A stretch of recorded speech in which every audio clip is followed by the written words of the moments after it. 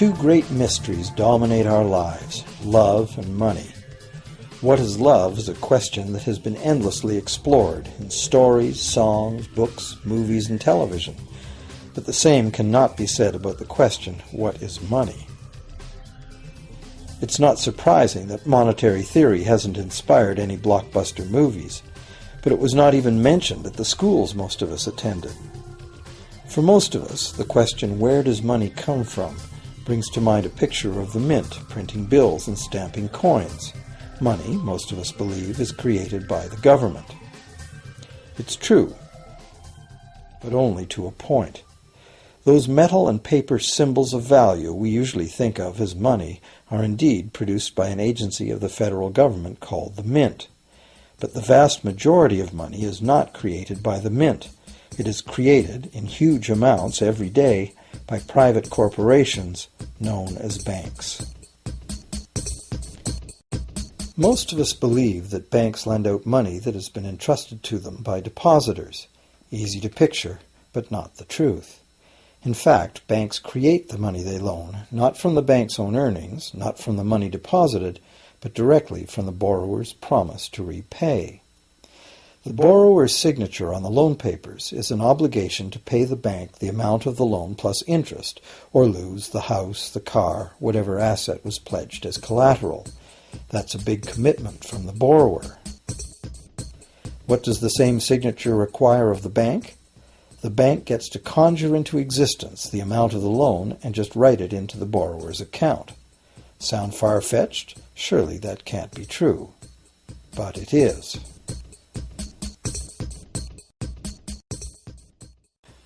To demonstrate how this miracle of modern banking came about, consider this simple story, the goldsmith's tale. Once upon various times, pretty much anything was used as money.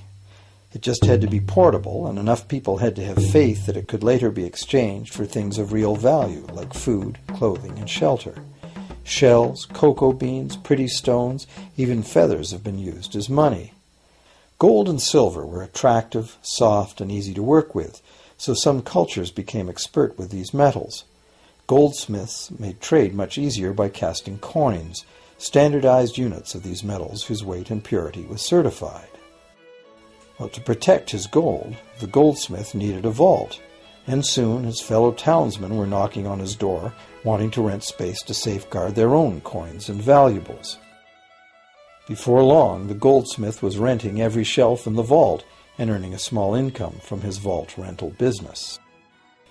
Years went by, and the goldsmith made an astute observation. Depositors rarely came in to remove their actual physical gold, and they never all came in at once. That was because the claim checks the goldsmith had written as receipts for the gold were being traded in the marketplace as if they were the gold itself. This paper money was far more convenient than heavy coins, and amounts could simply be written instead of laboriously counted one by one for each transaction. Meanwhile, the goldsmith had another business. He lent out his gold, charging interest. Well, as convenient claim check money came into acceptance, borrowers began asking for their loans in the form of these claim checks instead of the actual metal. As industry expanded, more and more people asked the goldsmith for loans. This gave the goldsmith an even better idea. He knew that very few of his depositors ever removed their actual gold, so the goldsmith figured he could easily get away with lending out claim checks against his depositors' gold, in addition to his own. As long as the loans were repaid, his depositors would be none the wiser and no worse off. And the goldsmith, now more banker than artisan, would make a far greater profit than he could by lending only his own gold. For years, the goldsmith secretly enjoyed a good income from the interest earned on everybody else's deposits. Now a prominent lender, he grew steadily richer than his fellow townsmen, and he flaunted it. Suspicions grew that he was spending his depositors' money. His depositors got together and threatened withdrawal of their gold if the goldsmith didn't come clean about his newfound wealth. Contrary to what one might expect, this did not turn out to be a disaster for the goldsmith. Despite the duplicity inherent in his scheme, his idea did work. The depositors had not lost anything. Their gold was all safe in the goldsmith's vault. Well, rather than taking back their gold, the depositors demanded that the goldsmith, now their banker, cut them in by paying them a share of the interest. And that was the beginning of banking. The banker paid a low interest rate on deposits of other people's money that he then loaned out at a higher interest. The difference covered the bank's cost of operation and its profit. The logic of this system was simple, and it seemed like a reasonable way to satisfy the demand for credit. However, this is not the way banking works today. Our goldsmith banker was not content with the income remaining after sharing the interest earnings with his depositors, and the demand for credit was growing fast as Europeans spread out across the world. But his loans were limited by the amount of gold his depositors had in his vault. That's when he got an even bolder idea. Since no one but himself knew what was actually in his vaults, he could lend out claim checks on gold that wasn't even there. As long as all the claim check holders didn't come to the vault at the same time and demand real gold, how would anyone find out? This new scheme worked very well, and the banker became enormously wealthy on the interest paid on gold that did not exist. The idea that the banker would just create money out of nothing was too outrageous to believe, so for a long time the thought did not occur to people. But the power to just invent money went to the banker's head, as you can well imagine. In time, the magnitude of the banker's loans and his ostentatious wealth did trigger suspicions once again. Some borrowers started to demand real gold instead of paper representations. Rumors spread. Suddenly, several wealthy depositors showed up to remove their gold. The game was up. A sea of claim check holders flooded the street outside the closed doors of the bank. Alas, the banker did not have enough gold and silver to redeem all the paper he had put into their hands. This is called a run on the bank, and it is what every banker dreads. This phenomenon of a run on the bank ruined individual banks and, not surprisingly, damaged public confidence in all bankers. It would have been straightforward to outlaw the practice of creating money from nothing. But the large volumes of credit the bankers were offering had become essential to the success of European commercial expansion, so instead the practice was legalized and regulated. Bankers agreed to abide by limits on the amount of fictional loan money that could be lent out. The limit would still be a number much larger than the actual value of gold and silver in the vault. Quite often the ratio was 9 fictional dollars to 1 actual dollar in gold. These regulations were enforced by surprise inspections. It was also arranged that, in the event of a run, central banks would support local banks with emergency infusions of gold. Only if there were runs on a lot of banks simultaneously would the banker's credit bubble burst and the system come crashing down.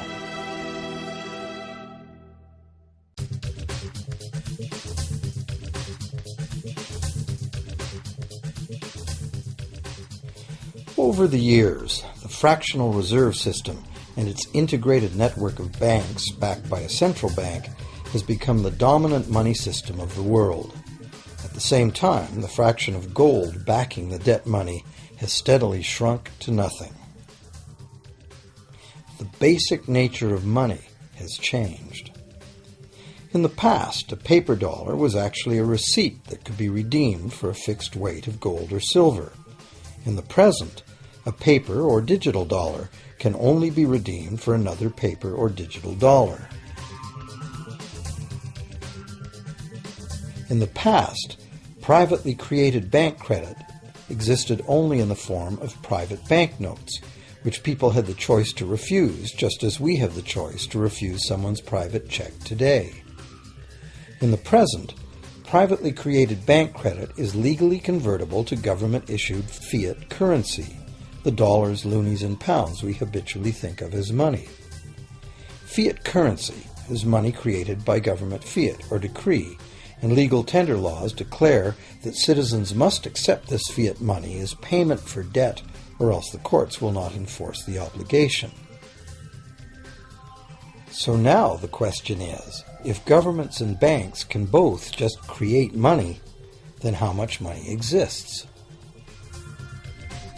In the past, the total amount of money in existence was limited to the actual physical quantities of whatever commodity was in use as money.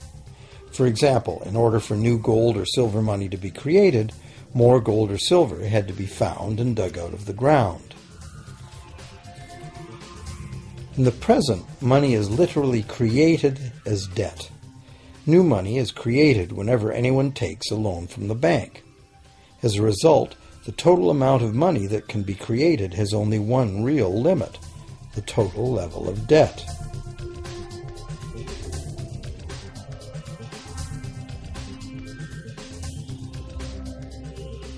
Governments place an additional statutory limit on the creation of new money by enforcing rules known as fractional reserve requirements. Essentially arbitrary, fractional reserve requirements vary from country to country and from time to time. In the past, it was common to require banks to have at least $1 worth of real gold in the vault to back $10 worth of debt money created. Today, reserve requirement ratios no longer apply to the ratio of new money to gold on deposit, but merely to the ratio of new debt money to existing debt money on deposit in the bank. Today, a bank's reserves consist of two things: the amount of government-issued cash or equivalent that the bank has deposited with the central bank, plus the amount of already existing debt money the bank has on deposit. To illustrate this in a simple way, let's imagine that a new bank has just started up and has no depositors yet. However, the bank's investors have made a reserve deposit of $1,111.12 of existing cash money at the central bank. The required reserve ratio is 9-to-1. Step 1. The doors open and the new bank welcomes its first loan customer. He needs $10,000 to buy a car. At the 9-to-1 reserve ratio, the new bank's reserve at the central bank, also known as high-powered money, allows it to legally conjure into existence 9 times that amount, or $10,000, on the basis of the borrower's pledge of debt. This $10,000 is not taken from anywhere. It's brand new money simply typed into the borrower's account as bank credit. The borrower then writes a check on that bank credit to buy the used car. Step 2. The seller then deposits this newly created $10,000 at her bank. Unlike the high-powered government money deposited at the central bank, this newly created credit money cannot be multiplied by the reserve ratio. Instead, it's divided by the reserve ratio. At a ratio of 9-to-1, a new loan of $9,000 can be created on the basis of the $10,000 deposit. Step 3. If that $9,000 is then deposited by a third party at the same bank that created it or at a different one, it becomes the legal basis for a third issue of bank credit, this time for the amount of $8,100. Like one of those Russian dolls where each layer contains a slightly smaller doll inside, each new deposit contains the potential for a slightly smaller loan in an infinitely decreasing series. Now, if the loan money created is not deposited at the bank, the process stops. That's the unpredictable part of the money creation mechanism. But more likely, at every step, the new money will be deposited at a bank, and the reserve ratio process can repeat itself over and over until almost $100,000 of brand new money has been created within the banking system. All of this new money has been created entirely from debt, and the whole process has been legally authorized by the initial reserve deposit of just $1,111.12, which is still sitting untouched at the central bank. What's more, under this ingenious system, the books of each bank in the chain must show that the bank has 10% more on deposit than it has out on loan. This gives banks a very real incentive to seek deposits in order to be able to make loans, supporting the general but misleading impression that loans come out of deposits. Now, unless all the successive loans are deposited at the same bank, It cannot be said that any one bank got to multiply its initial high-powered money reserve almost 90 times by issuing bank credit out of nothing. However, the banking system is a closed loop. Bank credit created at one bank becomes a deposit in another, and vice versa. In a theoretical world of perfectly equal exchanges, the ultimate effect would be exactly the same as if the whole process took place within one bank. That is, the bank's initial central bank reserve of a little over $1,100 allows it to ultimately collect interest on up to $100,000 the bank never had.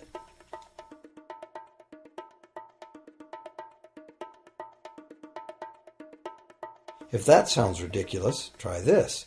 In recent decades, as a result of steady lobbying by the banks, the requirements to make a reserve deposit at the nation's central bank have all but disappeared in some countries, and actual reserve ratios can be much higher than 9-to-1. For some types of accounts, 20-to-1 and 30-to-1 ratios are common. And even more recently, by using loan fees to raise the required reserve from the borrower, banks have now found a way to circumvent reserve requirement limitations entirely. So, while the rules are complex, the common sense reality is actually quite simple. Banks can create as much money as we can borrow.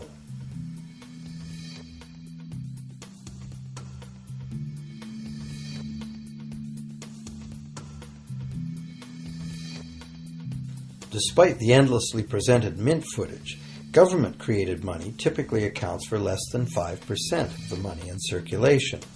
More than 95% of all money in existence today was created by someone signing a pledge of indebtedness to a bank. What's more, this bank credit money is being created and destroyed in huge amounts every day, as new loans are made and old ones repaid.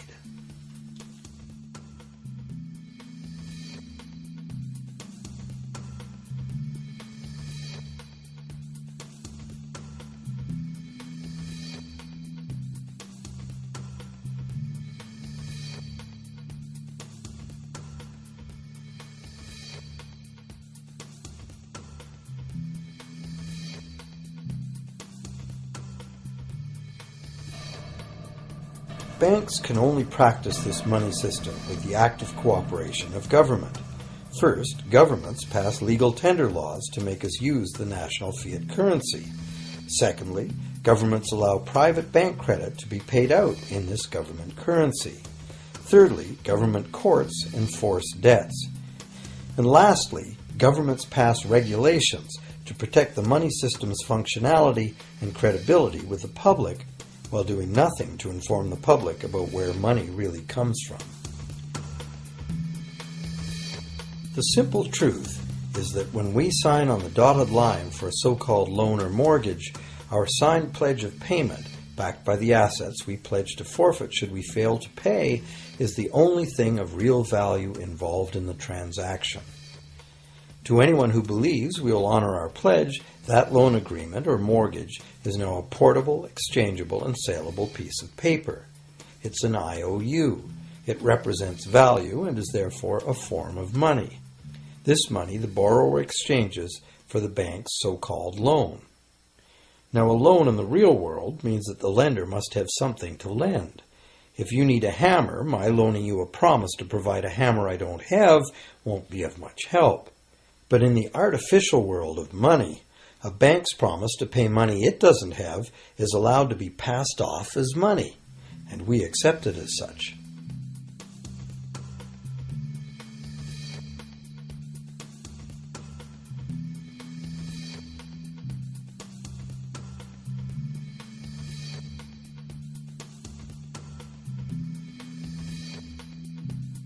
Once the borrower signs the pledge of debt, the bank then balances the transaction by creating, with a few keystrokes on a computer, a matching debt of the bank to the borrower. From the borrower's point of view, this becomes loan money in his or her account, and because the government allows this debt of the bank to the borrower to be converted to government fiat currency, everyone has to accept it as money. Again, the basic truth is very simple. Without the document the borrower signed, the banker would have nothing to lend. Have you ever wondered how everyone, governments, corporations, small businesses, families, can all be in debt at the same time and for such astronomical amounts? Have you ever questioned how there can be that much money out there to lend? Now you know, there isn't. Banks do not lend money. They simply create it from debt. And as debt is potentially unlimited, so is the supply of money. And as it turns out, the opposite situation is also true. Isn't it astounding that despite the incredible wealth of resources, innovation, and productivity that surrounds us, almost all of us, from governments to companies to individuals, are heavily in debt to bankers? If only people would stop and think, how can that be? How can it be that the people who actually produce all the real wealth in the world are in debt to those who merely lend out the money that represents the wealth? Even more amazing is that once we realize that money really is debt, we realize that if there was no debt, there'd be no money.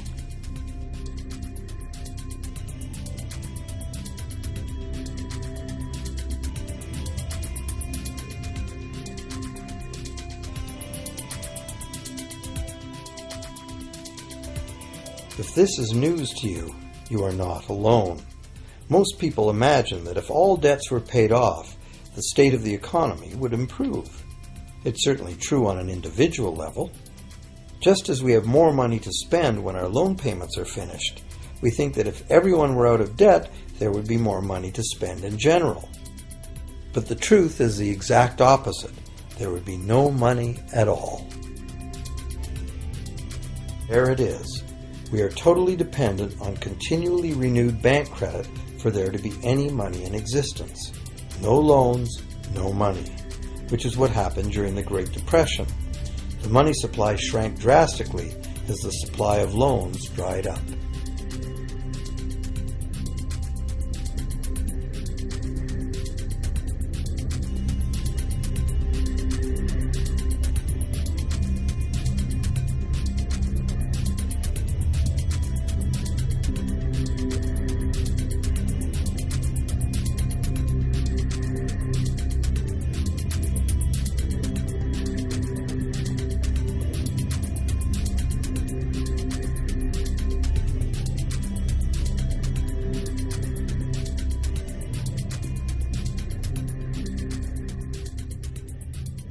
And that's not all. Banks create only the amount of the principal. They don't create the money to pay the interest. Where is that supposed to come from?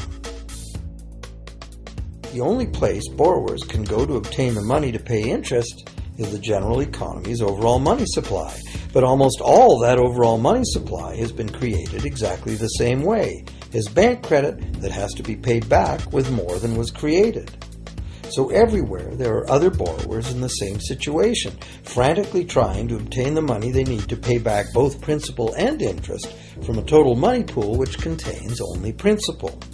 It is clearly impossible for everyone to pay back the principal plus interest because the interest money doesn't exist. This can even be expressed by a simple mathematical formula. The big problem here is that for long-term loans, such as mortgages and government debt, the total interest far exceeds the principal. So unless a lot of extra money is created to pay the interest, it means a very high proportion of foreclosures and a non-functioning economy.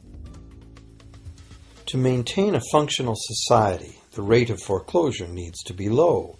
And so, to accomplish this, more and more new debt money has to be created to satisfy today's demands for money to service the previous debt. But of course, this just makes the total debt bigger, and that means more interest must ultimately be paid, resulting in an ever-escalating and inescapable spiral of mounting indebtedness.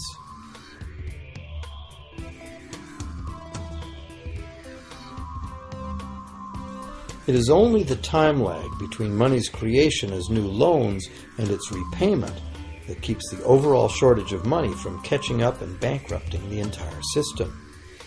However, as the bank's insatiable credit monster gets bigger and bigger, the need to create more and more debt money to feed it becomes increasingly urgent. Why are interest rates so low? Why do we get unsolicited credit cards in the mail? Why is the U.S. government spending faster than ever? Could it be to stave off collapse of the entire monetary system? A rational person has to ask, can this really go on forever? Isn't a collapse inevitable?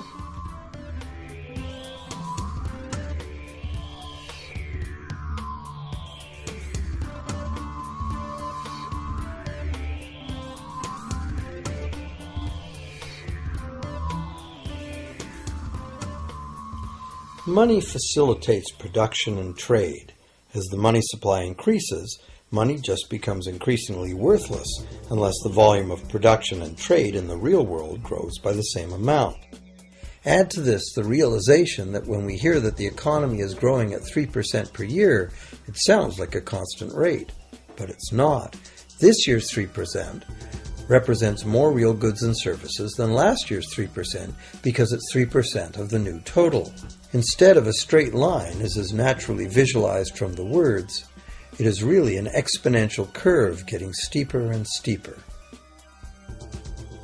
The problem, of course, is that perpetual growth of the real economy requires perpetually escalating use of real-world resources and energy. More and more stuff has to go from natural resource to garbage every year, forever, just to keep this system from collapsing.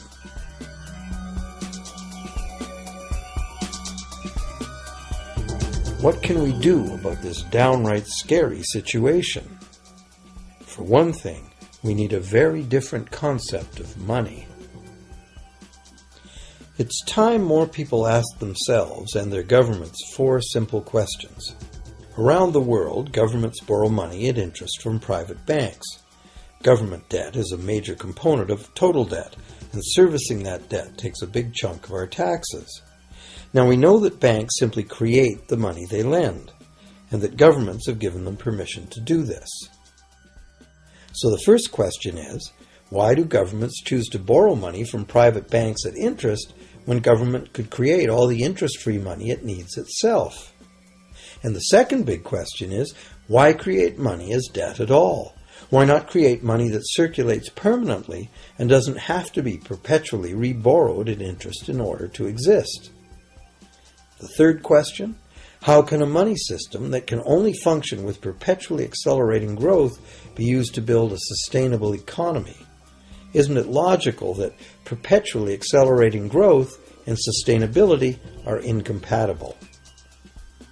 And finally, what is it about our current system that makes it totally dependent on perpetual growth? What needs to be changed to allow the creation of a sustainable economy?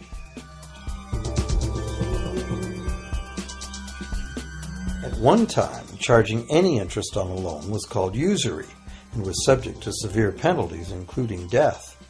Every major religion forbade usury. Most of the arguments made against the practice were moral. It was held that money's only legitimate purpose was to facilitate the exchange of real goods and services. Any form of making money from simply having money was regarded as the act of a parasite or of a thief.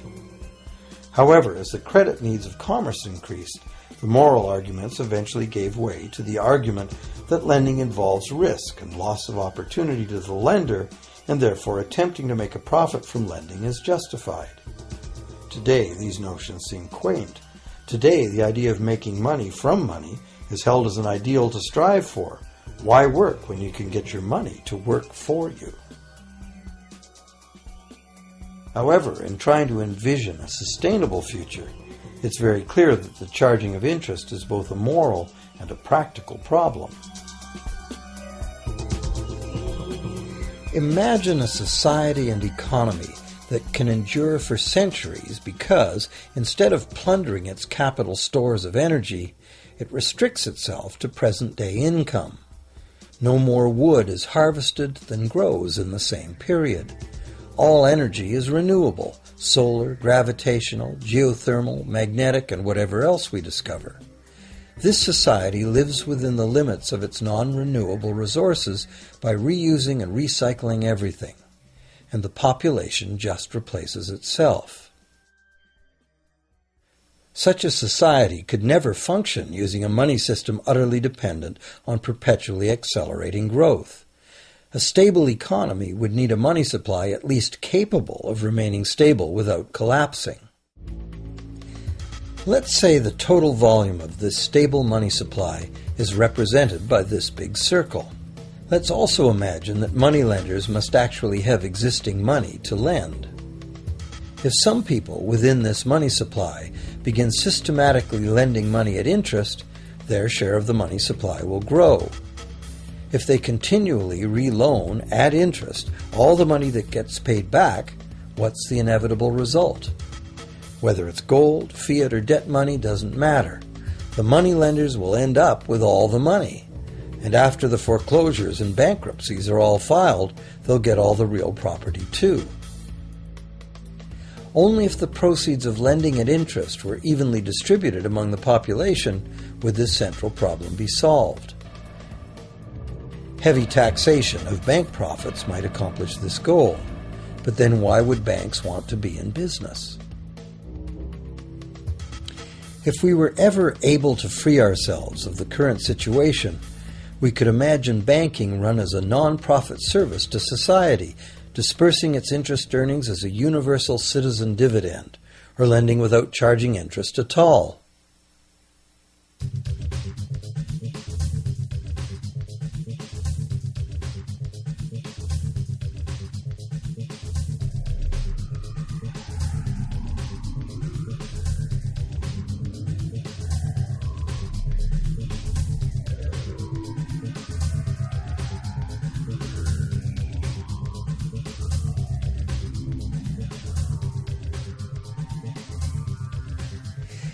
If it is the fundamental nature of the system that causes the problems, tinkering with the system cannot ever solve those problems.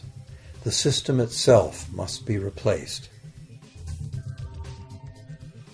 Many monetary critics call for a return to gold-based money, claiming that gold has a long history of reliability.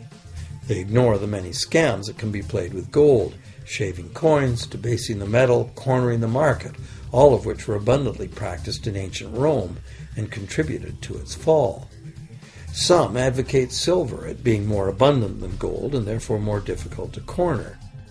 Many question the need to bring back precious metals at all. No one wants to go back to carrying heavy sacks of coins to go shopping. It's a certainty that paper, digital, plastic, or more likely biometric ID money would be the real medium of trade, with the same potential for creating unlimited debt money we have now.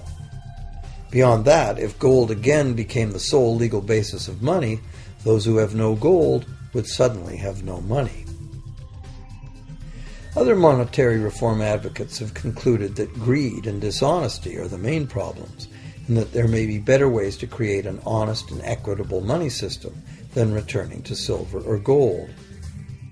Inventive minds have proposed a variety of alternate ways to create money. Many private barter systems create money as debt, much as banks do, but it is done openly and without charging interest. An example is a barter system in which debt is expressed as pledges of hours of work, all work being valued equally at a dollar figure that then allows hours to be equated with the dollar price of goods. This kind of money system can be set up by anyone who can devise a way to do the accounting and find willing and trustworthy participants. Setting up a local barter money system, even if it were little used now, would be prudent emergency planning for any community. Monetary reform, like electoral reform, is a big topic, and one that requires a willingness to change and to think outside the box. Monetary reform, again, like electoral reform, will not come easily, because the enormously powerful interests that benefit from the existing system will do their utmost to maintain their advantage. Now that we've seen that money is just an idea, and that in reality money can be whatever we make it, here's one very simple alternative monetary concept to consider. This model is based on systems that have worked in the past, in England and America, systems that were undermined and destroyed by the goldsmith bankers and their fractional reserve system.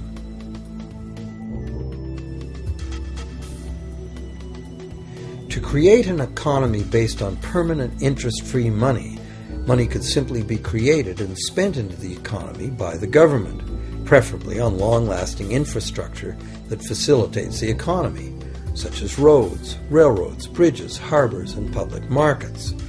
This money would not be created as debt, it would be created as value, that value being in the form of whatever it was spent on. If this new money facilitated a proportional increase in trade requiring its use, it would cause no inflation whatsoever. If government spending did cause inflation, there would be two courses of action available. Inflation is equivalent in effect to a flat tax on money. Whether the money goes down in value 20% or the government takes 20% of our money away from us, the effect on our buying power is the same. Viewed this way, inflation in place of taxation might be politically acceptable if well spent and kept within limits. Or government could choose to counter inflation by collecting tax monies that it then takes out of use, thus reducing the money supply and restoring its value. To control deflation, which is the phenomenon of falling wages and prices, the government would simply spend more money into existence. With no competing private debt money creation, governments would have more effective control of their nation's money supply. The public would know whom to blame if things went wrong. Governments would rise and fall on their ability to preserve the value of money. Government would operate primarily on taxes, as it does now, but tax money would go much, much further, as none of it would be required to pay interest to private bankers. There could be no national debt if the federal government simply created the money it needed. Our perpetual collective servitude to the banks through interest payments on government debt would be impossible.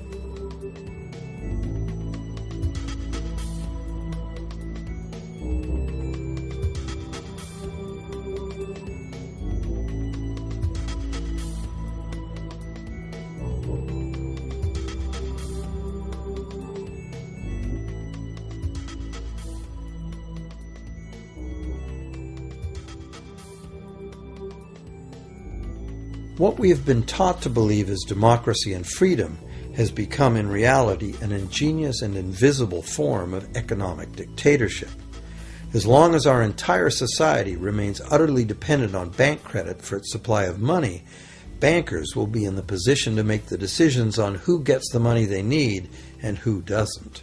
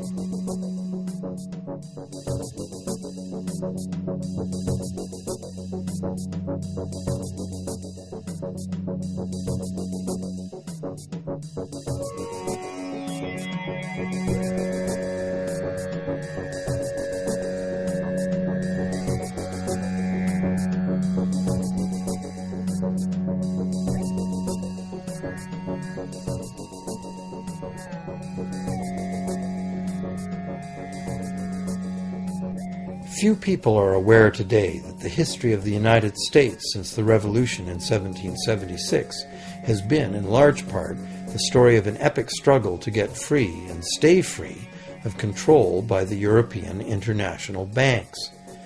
This struggle was finally lost in 1913 when President Woodrow Wilson signed into effect the Federal Reserve Act, putting the international banking cartel in charge of creating America's money.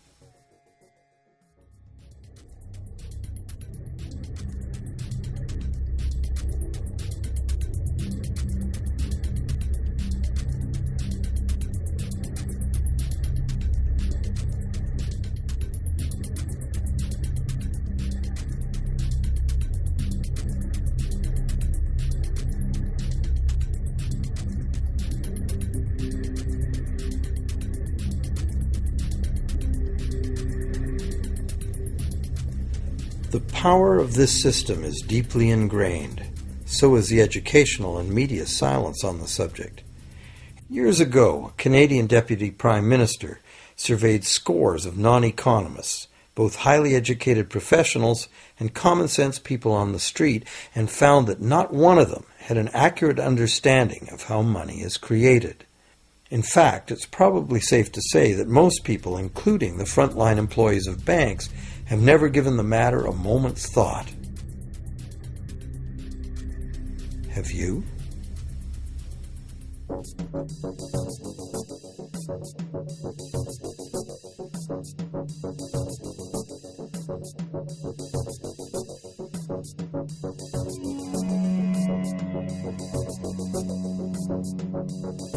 The modern money as debt system was born a little over 300 years ago, when the first Bank of England was set up with a royal charter for fractional lending of gold receipts at a modest ratio of 2 to 1. That modest ratio was just the proverbial foot in the door. The system is now worldwide, creates virtually unlimited amounts of money out of thin air, and has almost everyone on the planet chained to a perpetually growing debt that can never be paid off.